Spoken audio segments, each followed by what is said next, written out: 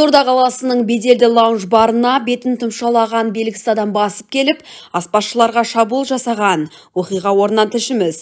Шампурларды алуға келатқанмын ғой. Сөйтсем, қайдан пайда болған білмеймін. Арқамнан осылай желкелеп, екі шудар беріп, анау жақтан алып келіп, осы жерге тастап, жаз деп жатыр да. Мен не жаз деп жатыр десем, рецепт, шашликтің рецептін жаз деп жатыр ше. Сонымен барлығын дірілдеп жаздым, екі почкамнен екі рет удар берді. Одан кейін ананың барлығын жазып бердім. Соны жыртты да мені осы жерге ұйықтатып кетті. Бастан ұрып, қарақұстан именно ше. Баранина, кима, окорочка, рулетка. В общем, біздің Мактаға қандай шашлик бар, бүкілінің рецептін жазып алып кетті ғой. Білесіздер ғой, бізде деген мощный шашликтер бар екен. Шашлигіміздің рецептін ұрлап кеткен, біз полиция шақырып қойдық негізі. Енді оны жасап жатқан біздің конкуренттеріміз деп ойлаймын. Өйткені осы Қызылорда қаласында ең керемет шашлик бізде. Сосын келіп жатқан қонақтар да бізге айтады, что шашликтеріңіз керемет деп.